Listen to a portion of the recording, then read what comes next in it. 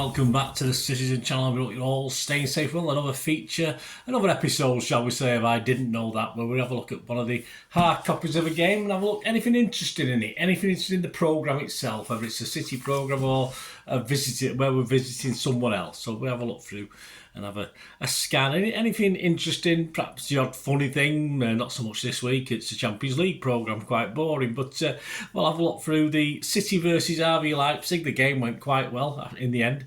28th of November 2023, match day 5, of course, the Champions League. So we'll have a look through that. Please, if you are new to the channel, push that subscribe button, push the bell notifications, everything. City past and present, of course, and this is a bit of both, really, isn't it, with looking at through the programme. So please join us, and if you can spread the word. Obviously I'm at about just over 3,500 subscribers now. I'm trying to get to 4,000. It'll take a little while, but if you can help me along the way and spread the word, it'd be much appreciated. And please give us a like, guys, give us a thumbs up. And all your comments are very, very welcome on this programme or anything to do with City. You know, I'm an open book. It's everything. You can talk about anything to do with City. Well, I'll give you some grandfatherly advice or anything to do with City, whatever you want. Right, okay, back to the more mundane covers for this one, of course. We've got Rodri and Akanji on the front cover, who didn't have the greatest games, either of those two, to be honest with you.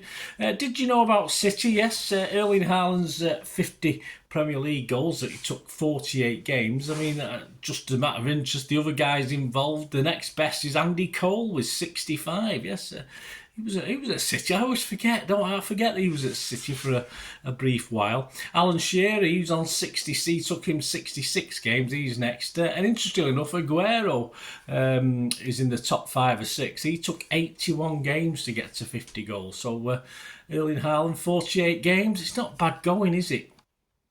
Ruben Diaz, in his 4 appearances in the Champions League, has a 98 pass accuracy so far from 415 passes. I won't try and work out how many that is. What's 448? So it's probably about 406, 407 he's completed out of 415 if my pathetic maths is correct. And his top running speed has been clocked at 33.3 kilometres per hour. That's all right, isn't it? I think I could probably do about 3.3 kilometres per hour, something like that. Gary Owen chatting about his debut, which he made at 17. I was there that day, a 3-2 win over Wolves at Main Road on the 20th of March 1976. Interesting printing error or proofreading error in the programme.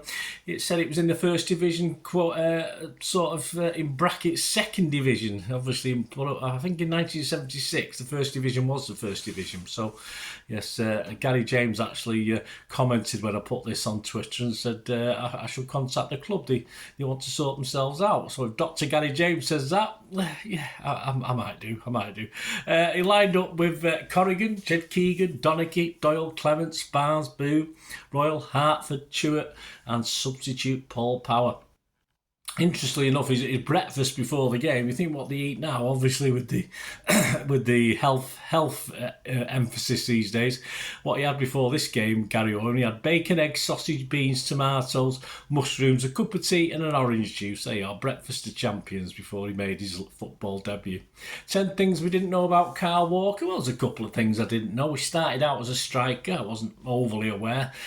Played centre forward for England under 15s. Although that explains why he thinks he can score goals when he can't, and shoot every time he takes free kicks, etc. But that probably explains why he does that. In 2012, he was named the PFA Young Player of the Year, beating, of course, even our own Sergio Aguero. And his speed, yeah, it's interesting, wasn't it? Ruben was 33.3. He's clocked last season, at the end of last season, at 37.31 kilometres per hour. So I think against Leipzig it was more like 3.731, wasn't it, for Mr. Walker? But we'll not bang on about that. As Gary James himself, Dr. Gary James, looked back at last year's Champions League stats, City became 5th in the all-time span between European trophies. Yes, I think we're second in the English one, behind Liverpool for the longest span of winning a trophy from 1904, of course, to 2023. I think it's only Liverpool have got a longer one than us. I think Blackburn's up high, and they used to be one or two, but because they've not won anything for the last few years, and I've not done the stats for a while, they may have dropped out of that top 1 or 2 now. I'm not too sure, but yeah, I'll have to have a look at that, see what's going on. But anyway, we became the 5th in all-time span between European trophies. Of course, from 1970 to 2023, a total of 53 years. The guys in the lead at the moment, which no likelihood this is going to change anytime soon, are Real Madrid with 66, but it doesn't look as though their winning trophies is going to dry up in the near future.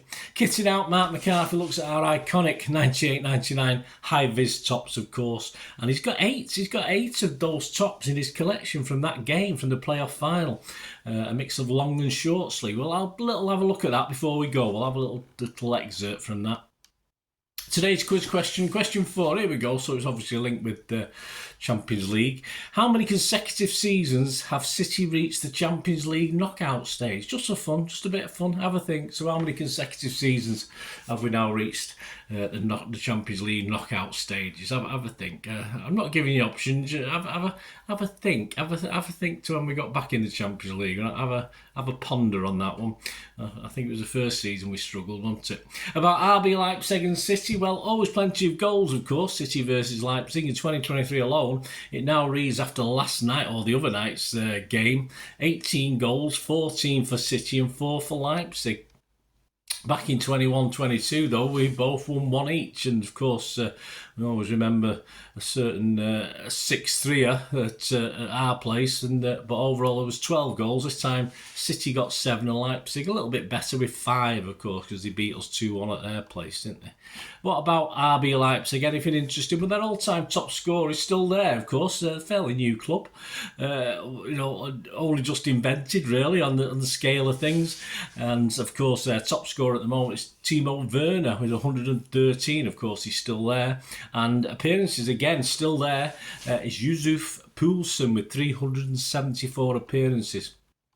Emil Forsberg has played a big part in Leipzig's rise in his 10 years with them. He's made over 300 appearances, over 50 in Europe for them, and at 30 still has something left in the tank, I think, as well. I think about 80-ish caps as well for, I think it's Sweden. So, he's still got a bit to go at 32, hasn't he? He can perhaps get to that 100 mark for caps and stuff like that. Image of the day. Yes, we do have an image of the day, and it's not humorous or anything. It's just a non-football picture. As Kevin Cummins, of course, does a piece for the magazine and links some pictures, usually with the team we're playing, but he obviously chose pictures from Berlin this time because it was obviously not far from Leipzig. I don't know as the crow flies how far it is, but of course he was in Berlin doing work on his David Bowie book, so he shares a pretty good one there of graffiti, simply reading David Bowie was here, and this is the passageway to the apartment where David Bowie lived between 1976 and 78. It was interesting to me. It's only a bit of graffiti, but I thought it might interest you as well. Right, back to kit it out before I give you that quiz answer.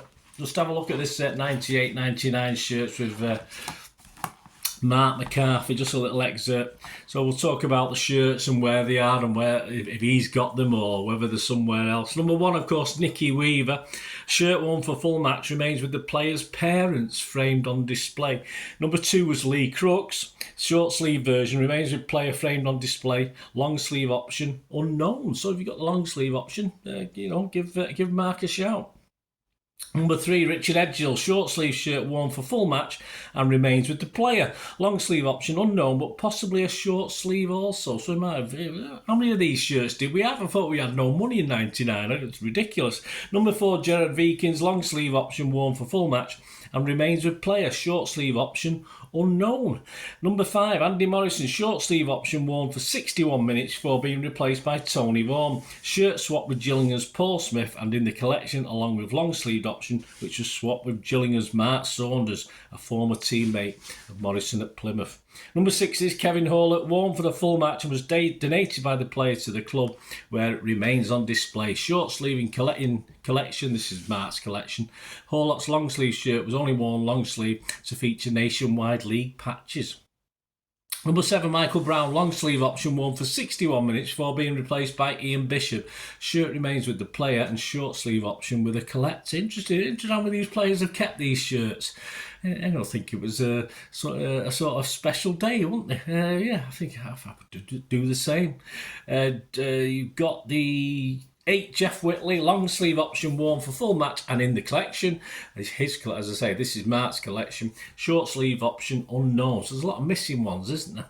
Number 9, Paul Dickoff, shirt sleeve option worn for full match and resides with an overseas-based collector. Long sleeve option, rumoured to be framed after being purchased at auction. So there's a lot of not knowing where these are as well for such an iconic shirts. It's unusual. Number 10, Sean Gold, to the GOAT, who preferred the short sleeve option, was the only player to be issued with 2 short sleeve shirts for the match, in which he changed at half time due to the heavy rain.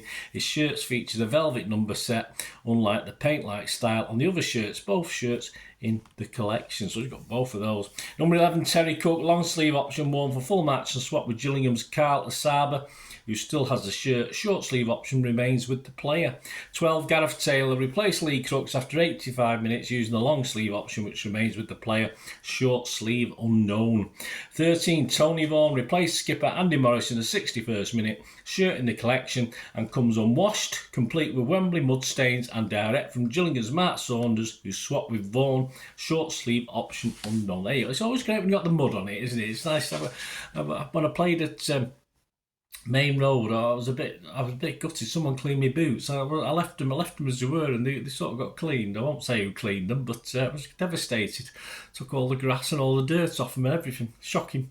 Number 14, Ian Bishop replaced Michael Brown in the 61st minute using the long sleeve option, which remains with the player. Short sleeve option is in the collection, which was swapped and signed in Wembley Tunnel following the game with Gillingham's Marc Patterson. Interesting that some of the ones that were swapped with Gillingham players have ended up in Marc's collection. He's been able to get hold of them, but interesting how many of those City players have kept on, at least kept one of the shirts that they were allocated for that 99 playoff final. Very interesting. My thanks to Mark McCarthy there.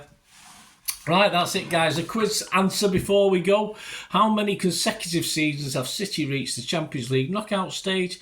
Yeah, if you think back, I mean, this is 23-24 now, so we did struggle first 1 or 2, didn't we? So if you had a guess at 11, you would have been right. You would have been right at 11 anyway, so not too bad at going for little old City, is it? So we enjoyed that, guys. Let me know your thoughts. Let me know your comments. Have you got one of the shirts? If you got one of the shirts and you're willing to get rid, I'm sure Mark could add that to his collection, make it 9 out of all the shirts. Of course, I just thought he had 8 of 11, but of course there was different versions, and even one of the players had about 3 shirts, I think. Was it Sean Goldster there? But anyway, if you have got one, I'd say it's still impressive, isn't it? Having 8 of perhaps say 24, 25 or whatever was available. So that's not, but sorry, no, because you got the subs, haven't you? So yeah, so you sort of about 30, probably 30.